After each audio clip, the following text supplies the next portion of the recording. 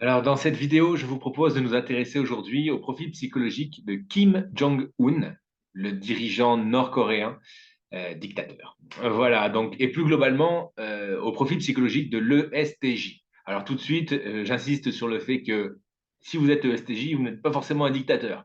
Mais c'est justement ça l'intérêt du MBTI, de comprendre qu'en fait, on a tous des fonctionnements psychologiques préférentiels et que après c'est à nous de jouer avec. Donc voilà, donc sur cette chaîne YouTube ou sur ce blog, c'est en fonction d'où vous voyez la vidéo. Moi, mon ambition, c'est d'essayer de vulgariser un outil de connaissance de soi, donc le MBTI, le Myers-Briggs Type Indicator, qui permet en gros de mettre en évidence les préférences de fonctionnement de chaque individu. Donc, un rapide résumé, le MBTI est né après la Seconde Guerre mondiale. C'est une mère et sa fille, Catherine Cook Briggs et Isabelle Briggs Meyer, qui ont repris les travaux de Carl Jung, le célèbre psychiatre disciple de Freud, qui avait commencé à travailler sur les préférences des êtres humains. Et en fait, elles ont récupéré ces travaux, elles les ont complétés pour aboutir à une matrice psychologique de 16 personnalités. Et tout l'intérêt, c'est de découvrir la sienne pour un tas de bonnes raisons. En gros, le MBTI, c'est à la fois un outil de développement personnel, parce que ça permet de prendre conscience de ses points de force, qu'on peut croire communs à tout le monde, alors qu'en fait, non, c'est propre à nous, propre à notre profil en tout cas, de comprendre également son talon d'Achille, sa faiblesse naturelle. Quand je dis naturelle, c'est qu'elle est innée. En fait, on est tous avec un profil psychologique lié à notre câblage neurologique. Et de ce talon d'Achille, en fait, on peut expliquer des tas de zones de votre vie dans laquelle vous n'êtes peut-être pas forcément à l'aise, que ce soit dans la gestion des émotions, dans la compréhension des sentiments des autres, que ce soit dans la capacité à émettre un raisonnement logique, dans la capacité à entreprendre, ou au contraire, dans l'exaspération face aux règles. Il y a des tonnes d'explications de votre fonctionnement. Et en fait, ben, c'est une passion de plonger dans la connaissance de soi. Outre cela, en fait, ça permet également de mieux comprendre que les autres ne fonctionnent pas forcément comme nous. Et donc, le MBTI permet de gagner en tolérance énormément par rapport à son cercle d'amis, par rapport à sa famille. Peut-être que vous êtes seul à avoir un fonctionnement comme le vôtre et que du coup, ben, vous vous sentez incompris, vous vous sentez différent. Et, eh ben, il faut pas, en tout cas, se culpabiliser parce que vous êtes peut-être né comme ça. Si vous êtes droitier ou si vous êtes gaucher, vous y pouvez rien. Vous êtes né comme ça et vous devez fonctionner avec. C'est une préférence. Voilà, c'est la notion de préférence. Donc voilà. Donc ça, c'était la petite introduction. Et donc, pour essayer de rendre la chose plus digeste, j'essaie de faire sur cette chaîne YouTube des descriptions des 16 profils psychologiques en me basant sur des personnalités connues pour essayer en gros de rendre la chose un peu plus digeste et un peu plus ludique. Et donc, le profil psychologique de l'ESTJ, c'est celui de Kim Jong-un. On verra tout à l'heure qu'il n'y a pas que des dictateurs qui sont ESTJ, je tiens à vous rassurer, et que même pire, il y a des dictateurs dans les 16 profils psychologiques. Donc, rassurez-vous, ça n'a rien à voir. Donc, tout d'abord, on peut commencer par la description détaillée de chacune des lettres du MBTI et de ce profil. Donc, Kim Jong-un est E comme extraverti, par opposition à I comme introverti. Ça détermine la préférence pour trouver son énergie.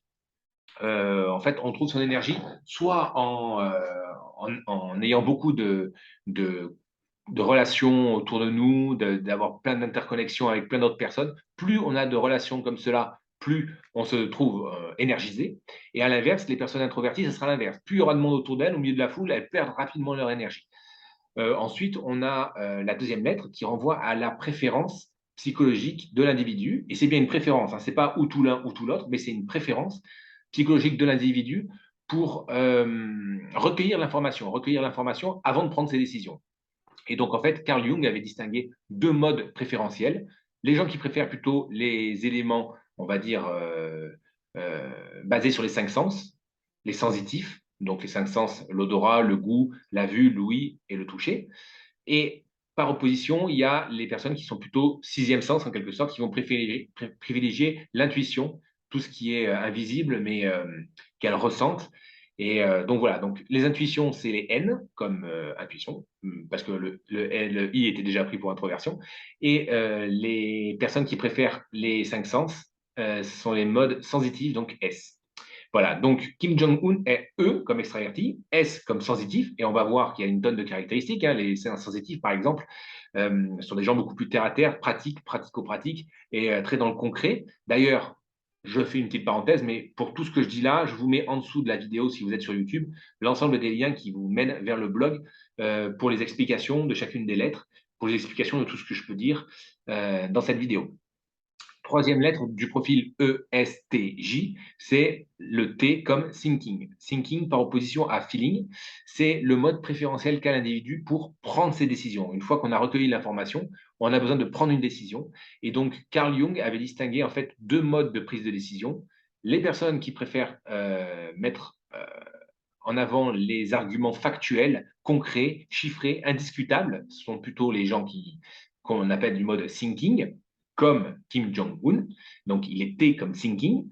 Et par opposition au mode thinking, il y a le mode feeling, qui vont être plutôt les gens qui vont prendre leurs décisions sur des éléments un peu plus subjectifs, beaucoup moins objectifs, basés sur l'émotion, sur le ressenti, sur l'affect en quelque sorte.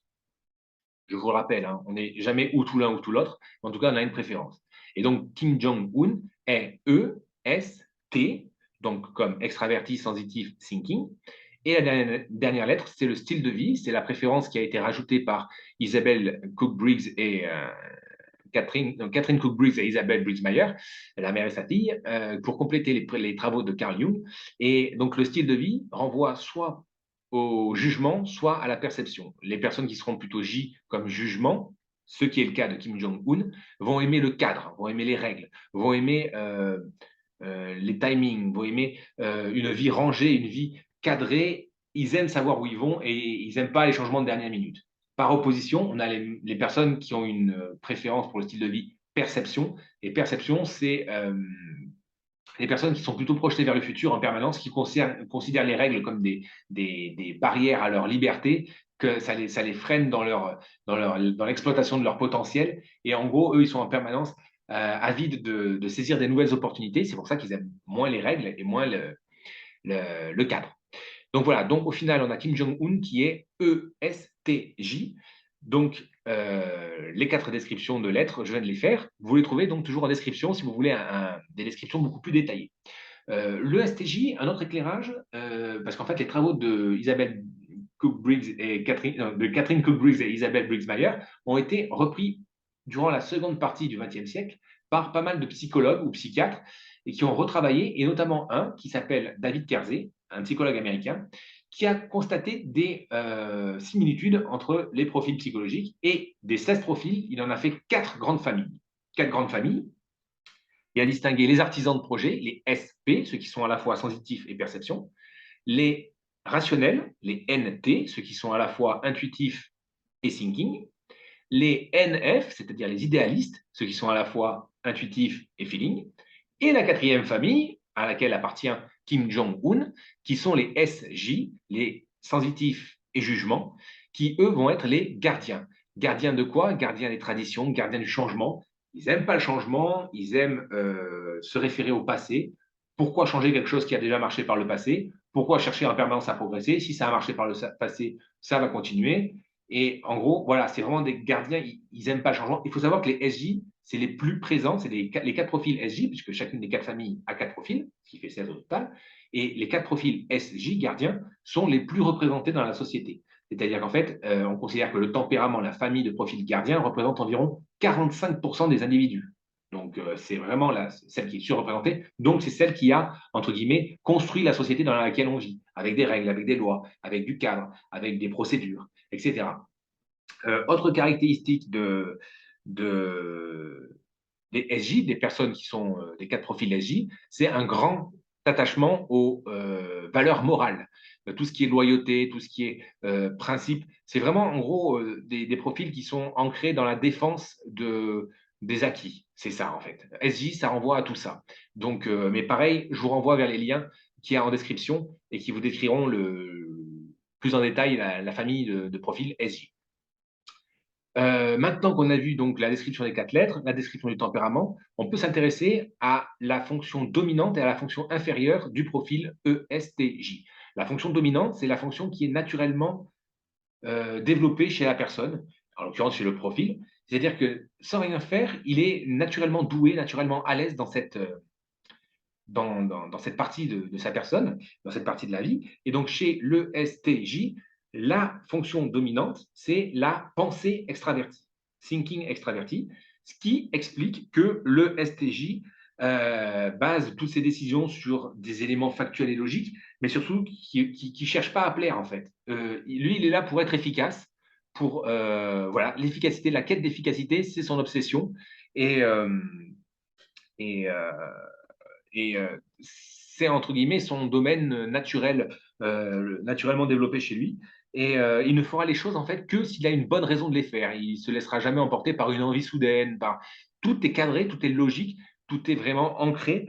Et il pose des questions en fait pour comprendre avant d'obéir. Quand on lui donne une consigne, il a besoin de comprendre pourquoi il va la faire. Il faut qu'il y ait un but, il faut qu'il y ait une logique. Et ça, c'est vraiment le point le plus marqué, la fonction la plus dominante chez l'ESTJ. Et par opposition, ESTJ, la fonction inférieure, c'est-à-dire celle qu'il maîtrise le moins, c'est la fonction feeling introverti.